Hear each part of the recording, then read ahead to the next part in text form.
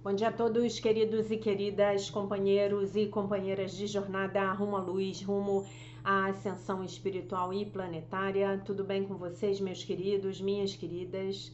Então, hoje é dia 17 de abril de 2025 e nós vamos dar continuidade à nossa jornada 2025, uma nova escolha através dos ensinamentos de um curso em milagres. Hoje nós declaramos na lição 107 que a verdade corrigirá todos os erros em nossas mentes. Então, a verdade corrigirá todos os erros na minha mente. O que pode corrigir ilusões senão a verdade? E o que são os erros, senão ilusões que permanecem sem ser reconhecidas pelo que são? Onde entra a verdade, desaparecem os erros. Eles simplesmente se desvanecem sem deixar qualquer traço pelo qual possam ser lembrados. Eles se vão porque sem crença não tem vida. Assim desaparecem no nada, voltando ao lugar de onde vieram. Vão e vêm do pó para o pó, pois só a verdade permanece. Podes imaginar o que é um estado mental sem ilusões? Qual seria o sentimento? Tenta lembrar-te daquele tempo, talvez 1 minuto, talvez menos, em que nada vinha interromper a tua paz, quando estavas certo de ser amado e de estar em segurança. Depois, tenta fazer um retrato em tua mente de como seria se esse momento fosse estendido até o final dos tempos e até a eternidade. E então, deixa que a sensação de quietude que sentiste seja 100 vezes multiplicada e em seguida multiplicada 100 vezes mais. Agora tens uma ideia, nada mais do que um leve indício do estado em que a tua mente descansará quando a verdade vier. Sem ilusões não poderia haver nem medo, nem dúvida, nem ataque. Quando a verdade vem, toda dor acaba, pois não há espaço para que pensamentos transitórios e ideias mortas se detenham na tua mente.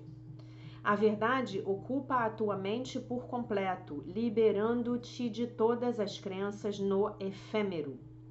Essas não têm lugar porque, com a vinda da verdade, elas não estão em lugar nenhum.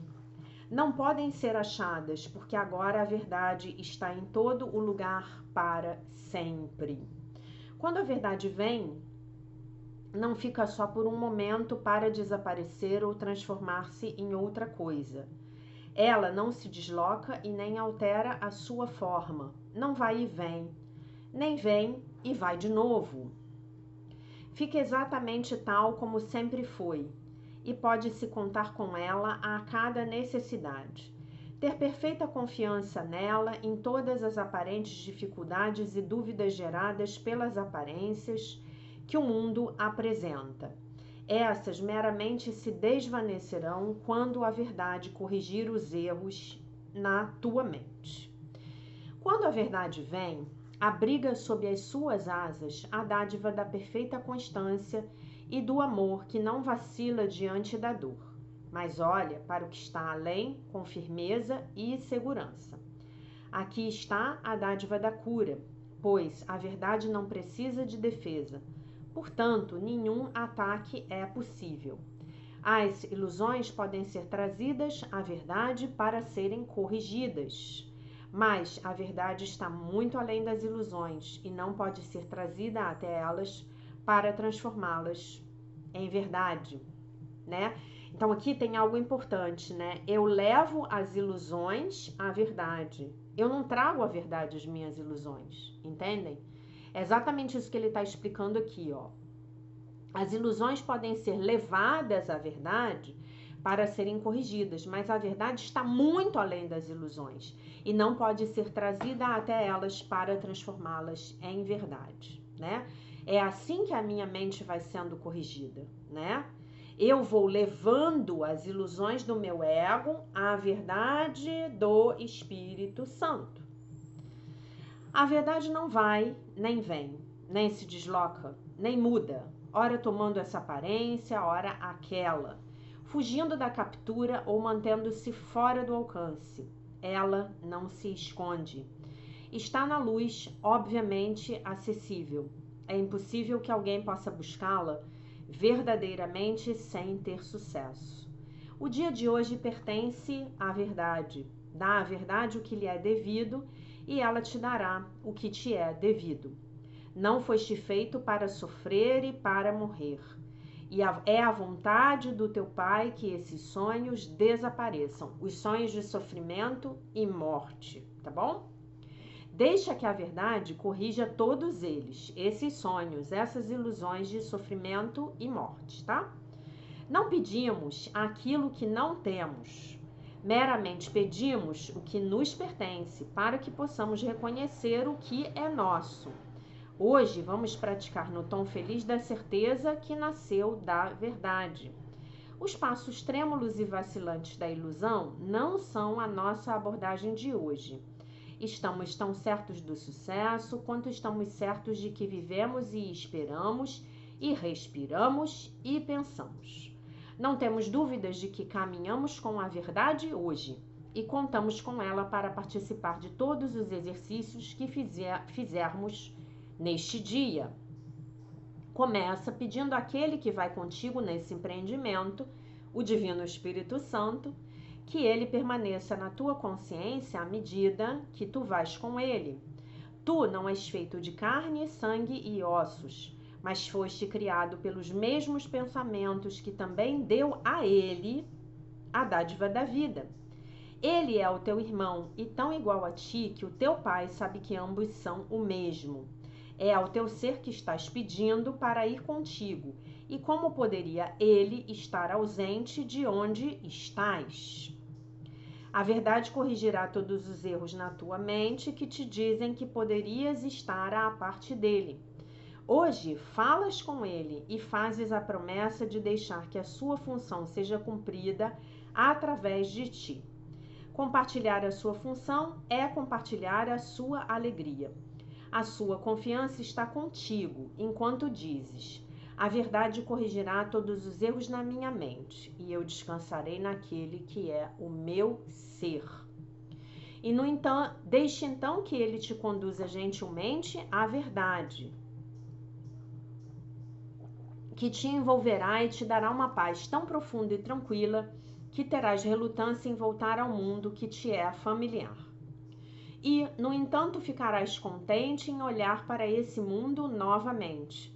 A razão disso é que trarás contigo a promessa das mudanças que a verdade que vai contigo levará para o mundo.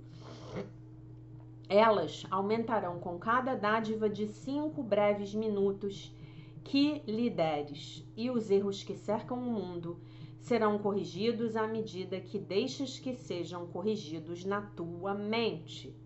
Hoje, não te esqueças da tua função. Toda vez que dizes a ti mesmo com confiança: a verdade corrigirá todos os erros na minha mente, estarás falando por todo o mundo e por aquele que quer liberar o mundo, assim como quer liberar a ti. Então, a gente tem essa lição maravilhosa: a verdade corrigirá todos os erros na minha mente. Eu só faço uma ressalva. Para mim, essa verdade aqui tinha que estar com letra V maiúscula, né? Para mim, essa é a verdade verdadeira, é a verdade do Espírito Santo. Então, para mim, ela tinha que estar em todo o texto, grafada com letra maiúscula. A verdade corrigirá todos os erros na minha mente. Lembrando que ontem nós declaramos que eu me aquiete e escute a verdade, né? Essa lição ontem, para mim, foi muito poderosa, né? Então, como é que essa lição funciona hoje pra gente? A verdade corrigirá todos os erros na minha mente. Eu peço ao Divino Espírito Santo que corrija a minha mente, que me dê a percepção correta.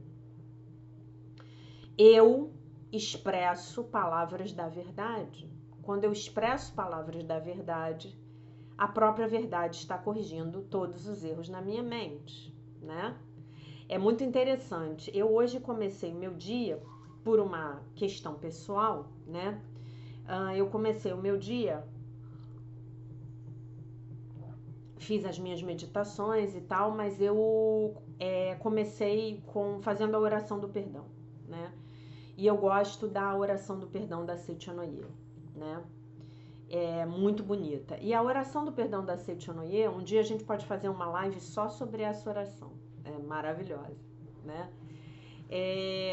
Ela é a expressão de uma série de frases, de palavras e frases que expressam as verdades de Deus. E eu fiz essa oração para uma determinada pessoa por talvez uns 12 minutos, e eu comecei fazendo essa oração num estado mental e eu terminei totalmente em paz, né? Então é exatamente isso, a verdade corrigiu todos os erros na minha mente.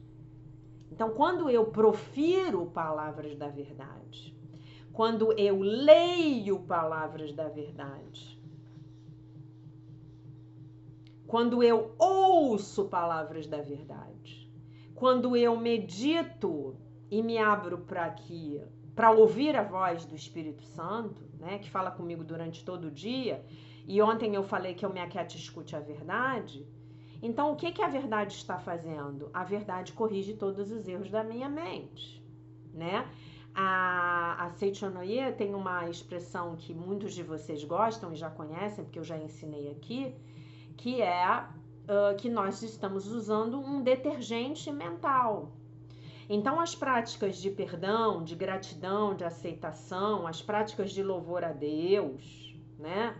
As práticas as recitações que a gente faz, os mantras, né?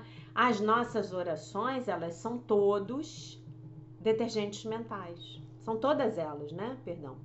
São todas detergentes mentais que vão limpando as nossas mentes, né? A oração do perdão diz assim: eu te perdoei e você me perdoou. Eu e você somos um só perante Deus. Eu te agradeço eu te amo e você me ama também. Eu te agradeço e você me agradece. Eu e você somos um só perante Deus. Eu e o outro somos um só perante Deus. Então, se eu entro numa postura de perdão em relação ao outro, que na minha percepção me fez um mal, me causou um prejuízo, eu estou afirmando para Deus que eu quero enxergar isso de uma forma diferente. Eu quero perceber isso de uma forma diferente. Vocês concordam comigo? Né? E essa coisa de perceber de uma forma diferente, ela é muitas vezes mal interpretada, né? E o que é um milagre? O milagre é a mudança de percepção, né? O milagre é a mudança de percepção. Então, quando eu rezo e peço a Deus que me dê um milagre, eu estou falando assim para Deus: por favor, me dê a tua percepção, me dê a percepção da consciência crística, né? E é isso que a gente faz aqui no nosso estudo. A gente pede pelos milagres, nós rogamos pelos milagres. Nós falamos assim para Deus: olha só, por favor, corrija a minha mente. Por favor, cure a minha mente. Eu tenho a humildade de reconhecer que eu não estou vendo essa situação de uma forma apropriada, né? E outra oração que eu fiz foi também assim: me ensine a lição que eu tenho que aprender. Me mostre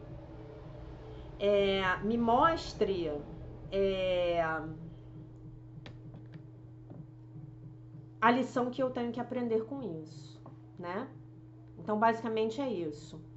Outro dia eu recebi um texto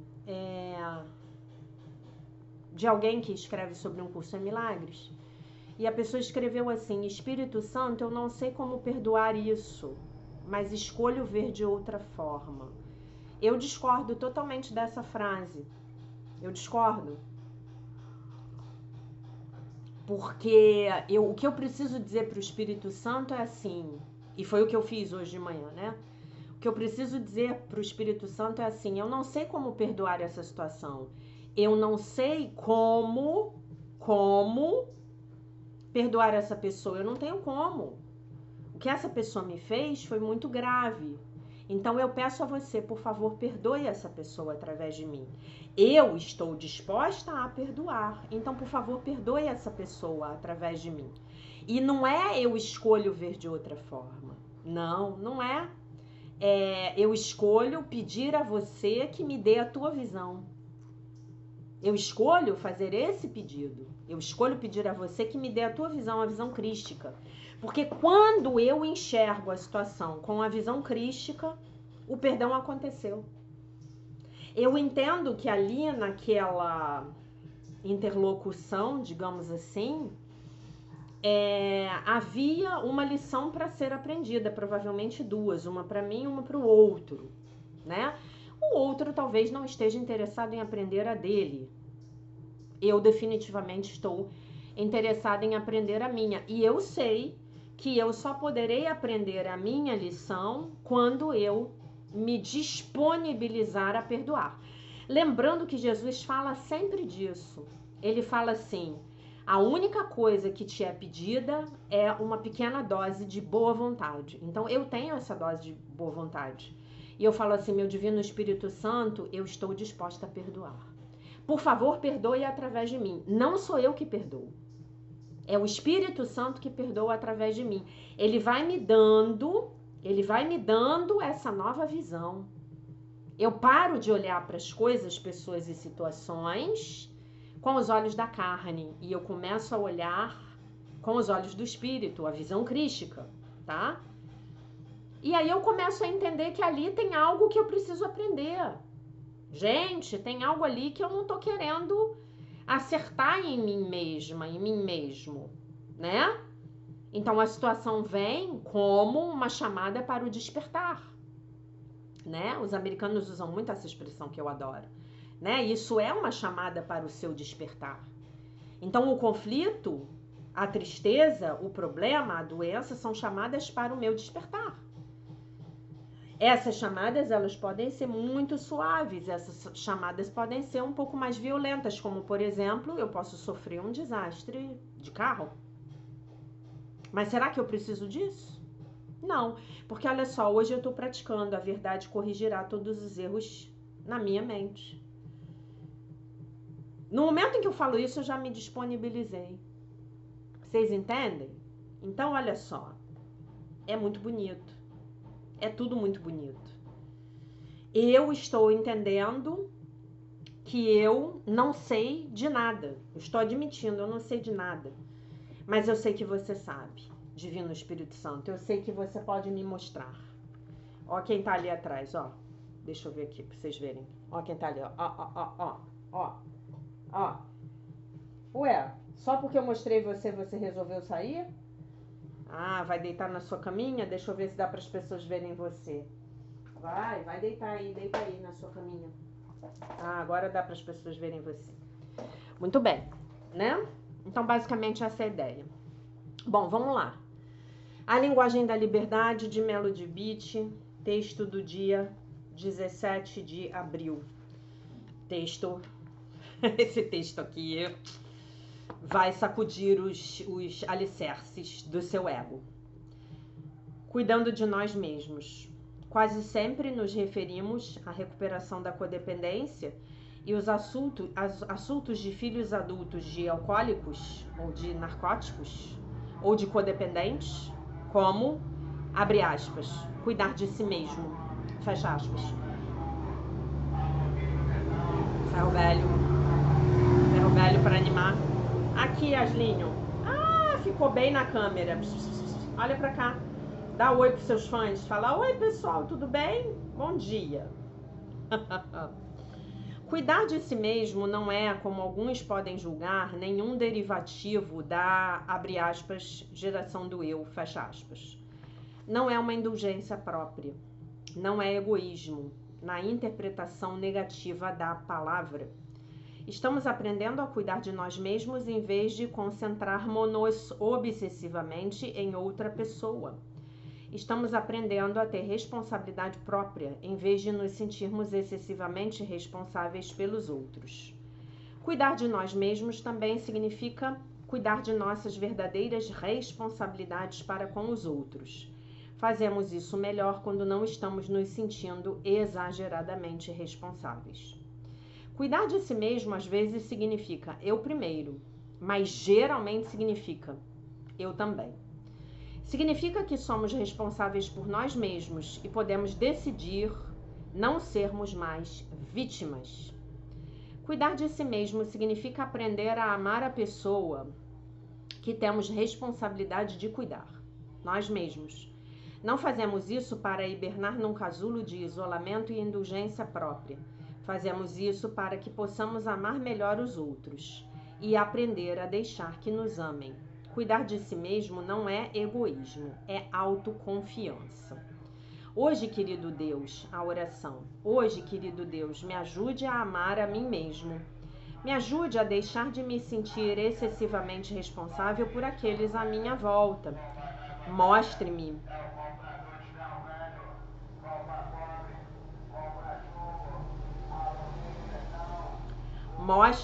o que necessito para cuidar de mim mesmo, de que necessito para cuidar de mim mesmo e ser devidamente responsável pelos outros. Então, gente, grande parte do sofrimento dos relacionamentos especiais, né, aqui chamados de relacionamentos de codependência, é que nós achamos que nós somos responsáveis pela felicidade e pela infelicidade dos nossos parentes e amigos. E isso é uma falácia. E a lição aqui, ela é muito clara. Qual é a lição aqui? A lição é que nós temos uma vida para cuidar e essa vida é a nossa, né? Então, é muito importante que a gente aprenda essa lição, né? Nos Alcoólicos Anônimos você aprende um lema que é viver e deixar viver.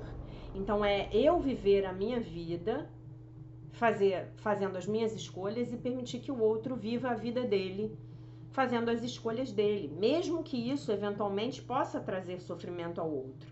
Ah, mas como assim, já que eu vou deixar o outro sofrer? O outro talvez precise do sofrimento para ele ter o despertar. Talvez o sofrimento dele seja a chamada para o despertar.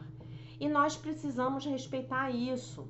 Talvez na nossa boa intenção, lembrando que Jesus fala das boas intenções no curso, né? Talvez na nossa boa intenção nós estejamos atrasando o despertar do outro. Vocês já pensaram nisso? Com essa ilusão de Salvador, com essa ilusão de que eu tenho que cuidar de tudo, eu tenho que resolver tudo, eu tenho que fazer tudo. Não, deixa o outro. O outro vai encontrar as lições das quais ele efetivamente precisa para amadurecer. Anteontem,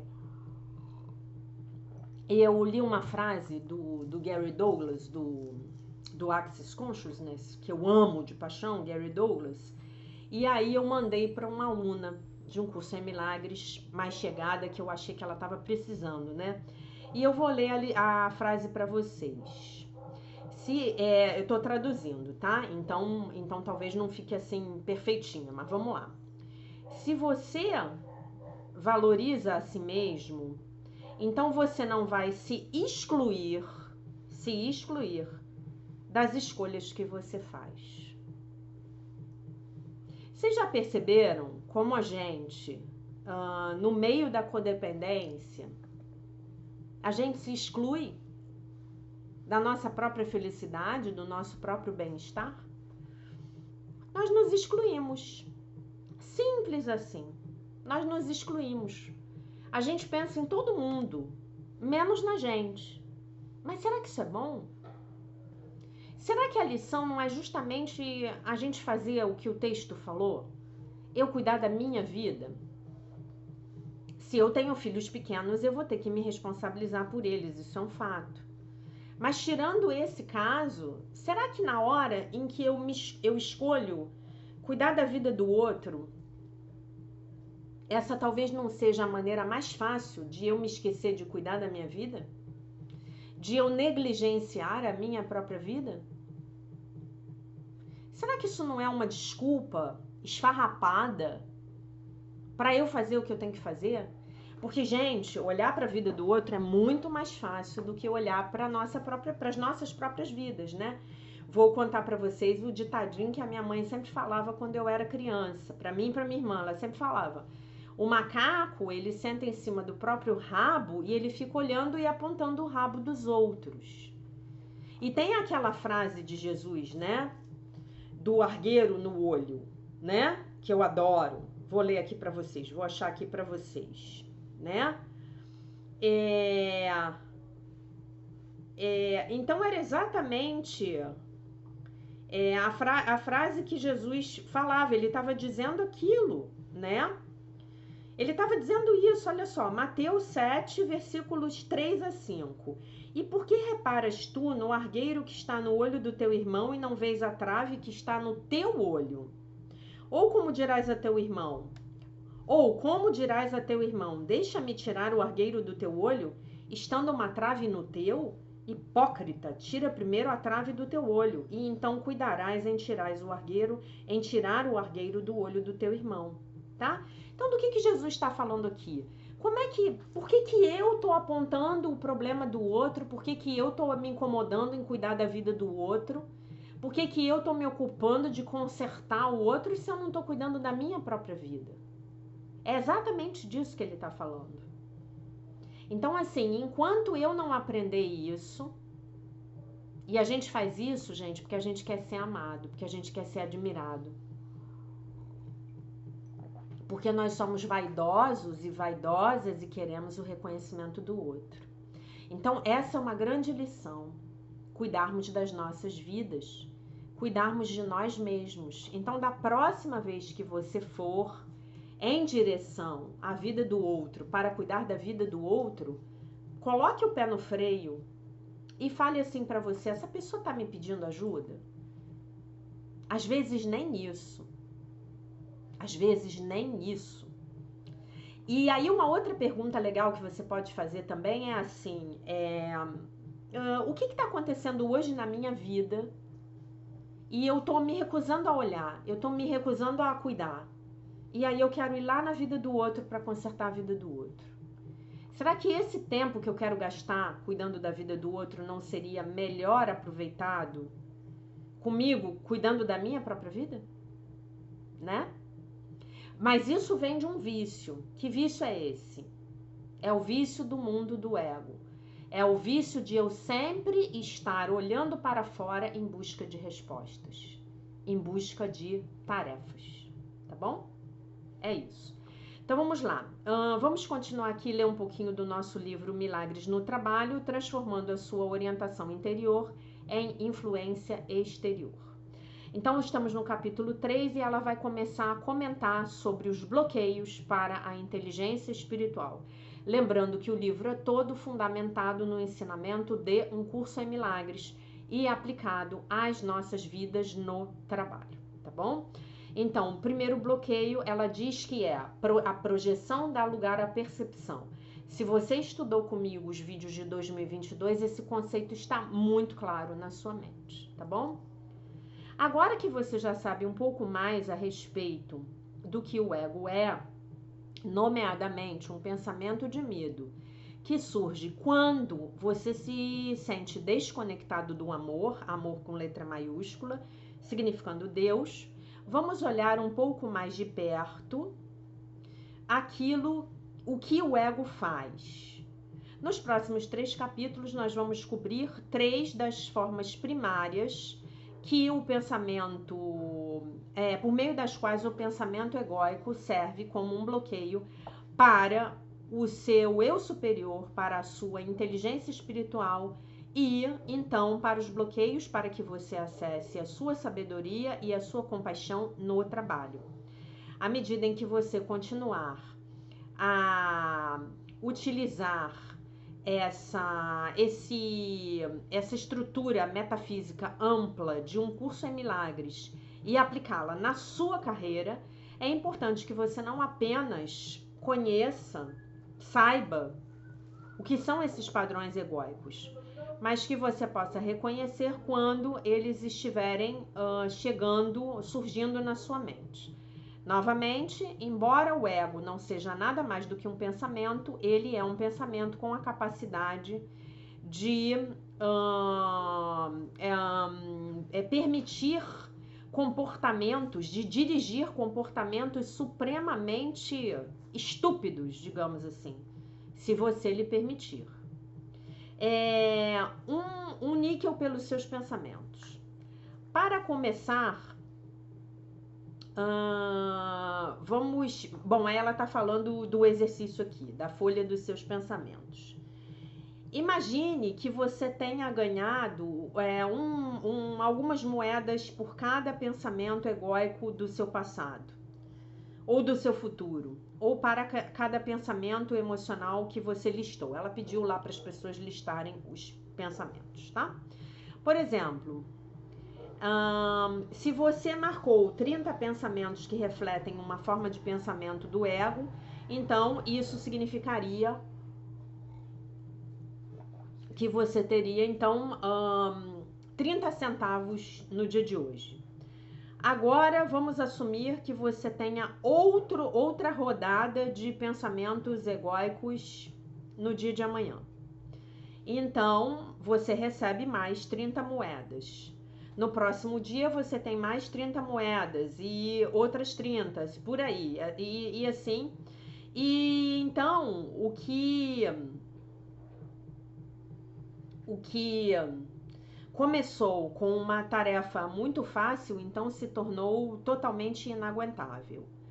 Eventualmente você vai alcançar um ponto em que o fardo desse peso extra vai consumir você totalmente, e você não vai mais pensar sobre nada além desses pensamentos egóicos. Quer dizer, o que ela está dizendo aqui, né? Que a gente vai ter que começar a carregar esse fardo. Então, o que você faz? Naturalmente, você vai ter que começar a se livrar dessas moedas, né? E o que, de fato, é precisamente o que nós precisamos fazer com essas moedas do ego, né? Em outras palavras, mais cedo ou mais tarde, o pensamento egóico baseado no medo, simplesmente ele se torna muito pesado para nós mantermos, né? E é isso que acontece, é por isso que vocês estão aqui. Porque em algum momento, esse pensamento egóico, ele ficou muito pesado. Ele ficou muito pesado. Vocês entraram em sofrimento e vocês foram buscar, assim como eu, há quase 30 anos atrás, uma outra forma, né? Eu falei assim, não, deve haver uma outra forma. A outra forma surgiu. Foi assim que o curso surgiu, né? Foi assim que surgiu um curso em milagres, né? É isso.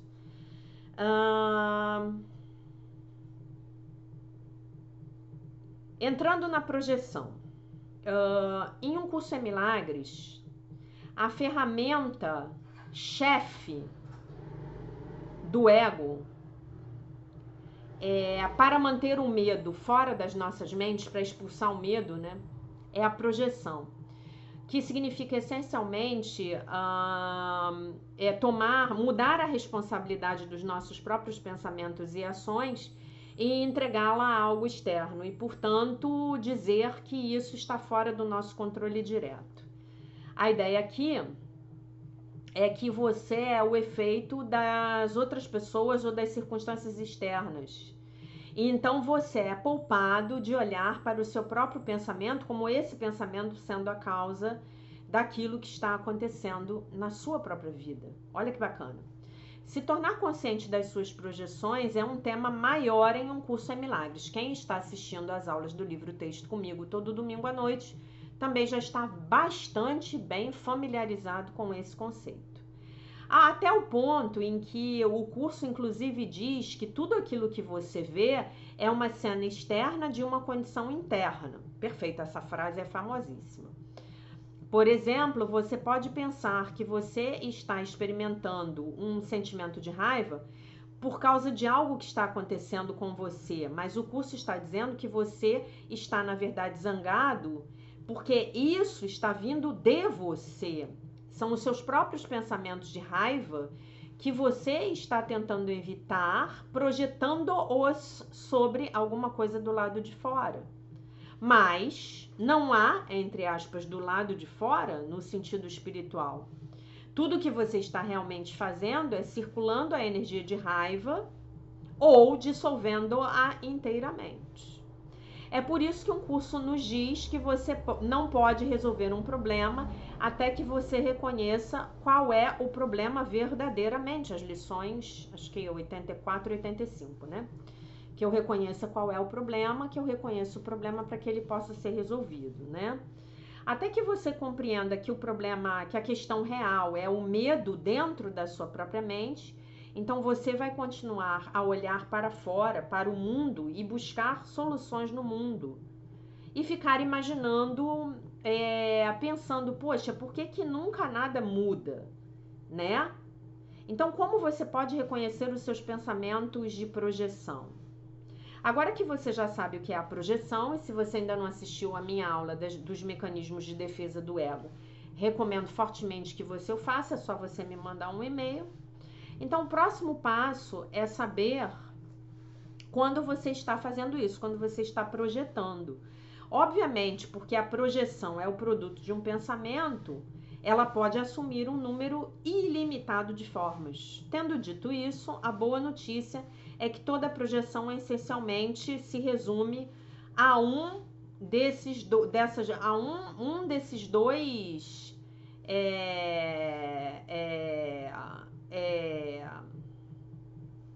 buracos mentais, tá? Eu estou me sentindo assim porque isso aconteceu. Aí você bota o sentimento e bota o que aconteceu. Ou eu decidi isso porque o outro fez aquilo, né? Para dar a você alguns exemplos da projeção em ação, aqui eu tenho algumas amostras dos meus clientes, dos clientes que eu atendo com coaching, treinamento, né, mentoria ao longo dos anos. Eu mandei aquele e-mail cheio de ódio porque ela cortou o meu orçamento.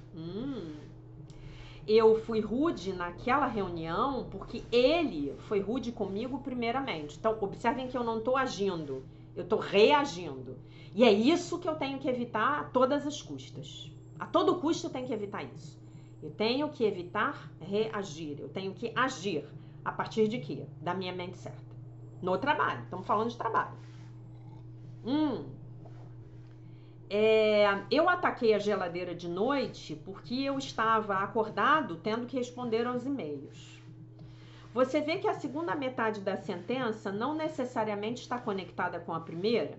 Por exemplo, o cliente atacando a geladeira presume que isso é o resultado de estar acordado até tarde, mas isso não é absolutamente verdade.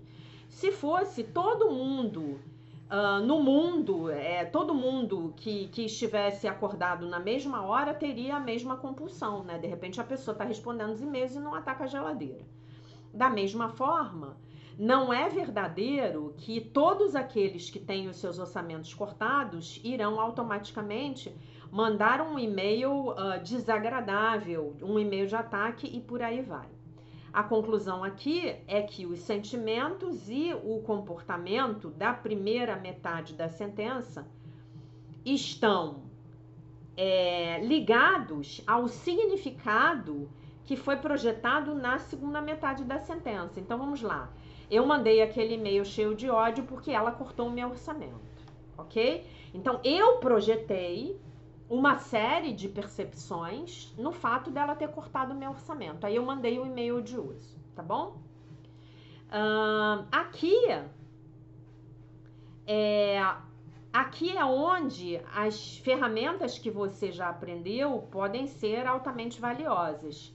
Porque à medida em que você começar a compreender esse relacionamento frequentemente enganoso que você tem com seus próprios pensamentos, você vai ficar muito mais afiado, muito melhor em separar os fatos de uma dada situação das emoções que estão anexadas a ele. Vamos despir essa emoção para que despir-nos dessa emoção, né? Despirmos o fato dessa emoção é o que aprofunda a sua capacidade de estar presente no momento. E é exatamente isso que abre espaço na sua mente para decisões mais sábias e mais cheias de compaixão, né? Então é isso aí. Então é basicamente isso aí, né? E aí como é que fica, gente? Eu mandei o e-mail agressivo, o e-mail de ataque, porque ela cortou o meu orçamento, né? Todo mundo vai fazer isso? Não, não, não. Como eu poderia ter agido de outra forma? Eu poderia ter chamado talvez a minha chefe para discutir o corte do orçamento e para entender as razões que levaram ela a fazer aquilo. Talvez eu descubra que eu tenho uma chefe que realmente, por razões dela, ela não tem consideração com os funcionários. E aí talvez a informação real que esteja me chegando é que não... Talvez eu tenha que procurar um outro trabalho numa outra empresa na qual as pessoas tenham uma outra forma de se relacionar. É isso que acaba acontecendo, né? À medida em que a gente vai crescendo espiritualmente. Certas maneiras que antigamente nos pareciam normais para nós nos relacionarmos, elas vão ficando absolutamente intoleráveis. E a verdade corrigirá todos os erros na minha mente. Definitivamente a verdade corrigirá todos os erros na minha mente e eu descansarei naquele que é o meu ser, né? Por quê? Porque a minha mente está mudando e eu estou começando a agir de uma forma diferente. E eu tô começando a parar de reagir. Eu não reajo mais, eu ajo. Eu ajo, tá? O que eu vou fazer com isso? Qual é a melhor atitude que eu posso ter aqui? Né? Outro dia eu tava falando para um colega meu. Eu não preciso falar mal de alguém para defender o meu ponto de vista. Eu posso simplesmente defender o meu ponto de vista, sem atacar o outro, né? Se o outro vai escolher me atacar, é uma escolha dele. Mas eu sei que hoje eu já posso agir dessa forma. Eu posso me limitar a me defender, sem atacar o outro. Eu não preciso atacar o outro para defender o meu posicionamento. Por quê? Porque eu estou buscando lidar com as coisas de uma forma mais impessoal. Sugiro a vocês fortemente que vejam aquela série de aulas que a gente fez no ano passado, na Jornada de Libertação, Cura e Ascensão, quando a gente estava lendo o livro do Dom Miguel Ruiz, Os 4 Compromissos. Aí eu tô deixando de levar as coisas para o lado pessoal. Eu estou observando o que está acontecendo comigo e estou tomando uma ação a respeito disso, tá bom? Então, basicamente, essa era a ideia. Gente, e a verdade corrigirá todos os erros de nossas mentes. Eu fico por aqui hoje. Eu deixo vocês com a paz do nosso Senhor Jesus Cristo, lembrando que hoje é quinta-feira santa, celebramos a Santa Ceia, né? Deixo vocês com um beijo imenso e, se Deus quiser, nós nos vemos novamente amanhã. Bye, bye.